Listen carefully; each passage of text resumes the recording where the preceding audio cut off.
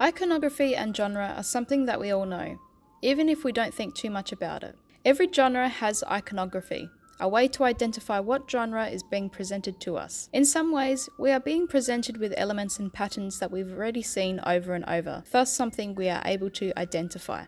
Of course, now there are more hybrids of genres and new ways of telling a familiar pattern, but for now in this audiovisual essay, I will be focusing on the genre and iconography of Sergio Leone's A Fistful of Dollars. This film is one of the most well-known spaghetti westerns.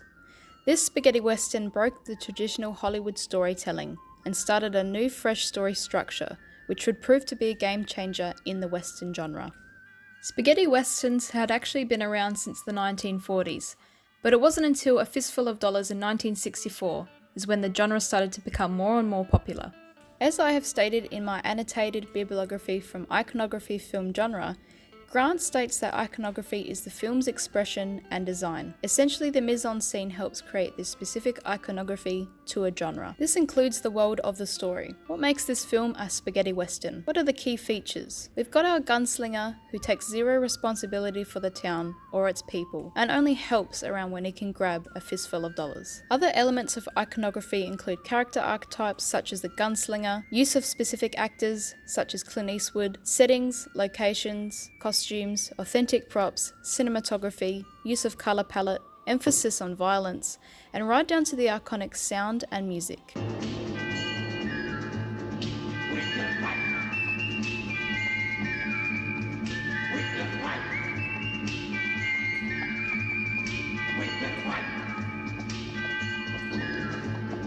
The auteur theory can also be included in iconography, as many directors who are classified as an auteur have a signature style in their films, and often have the same or very similar themes, style, patterns, and stories. A Fistful of Dollars is set in the middle of a desert during the 1800s during the time of gunslingers and outlaws. We can see it has a saloon, bartender, alcohol, coffin makers, and of course the most iconic of them all, horses.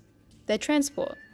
This alone is able to tell us it's a western. However, the themes and values in a spaghetti western include the character outside a gunslinger who is after money. He literally watches people die and buildings burn. His values are shown quite clearly, as he is in it for himself and no one else. A few more spaghetti western key features and themes include Mexican characters and the themes, which includes either a Mexican revolution, border problems, and or gangs. In A Fistful's case, it follows the feuding crime gangs and the gunslinger decides to work for both of these gangs, for money of course. Drawing from what Smith says from Salberton Spaghetti, essentially what the spaghetti character does is the complete opposite of a traditional Hollywood Western cowboy hero, more of an anti-hero. However, he does help that family run away from the town, but still, so much chaos has happened because of his presence and actions.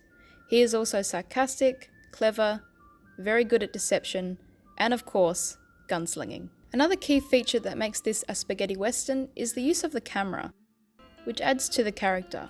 He is also wearing a poncho, which makes him stand out and distinct from other characters. One of the other key features I really want to talk about is of course the use of music throughout this film. Traditionally, Western music is made up of banjos, violins, harmonicas, pianos, drums, guitar, and of course, as we know, one of the most iconic sounds we hear in much more westerns, the iconic whistle.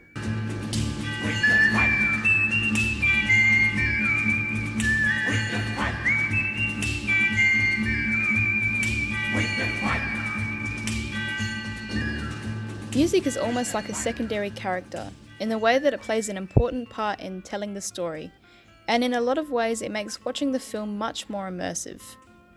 As I have explained throughout this audiovisual essay of what iconography is, I'll now give some examples of how far this spaghetti western iconography has derived. Two examples I want to talk about are Back to the Future Part 3 and the Red Dead Redemption series. Back to the Future Part 3 is set in 1885 and has quite a few references to A Fistful of Dollars and of course the spaghetti western genre. Some of this iconography includes the number of times Clint Eastwood is referenced.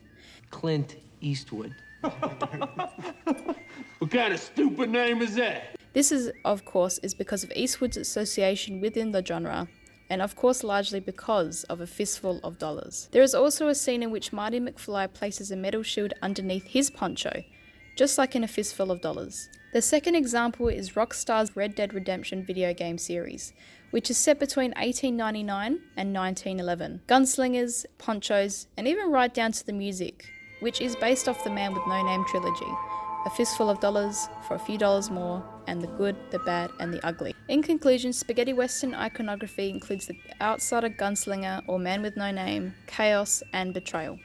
Themes and values are not as the hero, but rather as the anti-hero, and features authentic brutal violence. In some way, I also believe that this approach played into the Italian neorealism as well.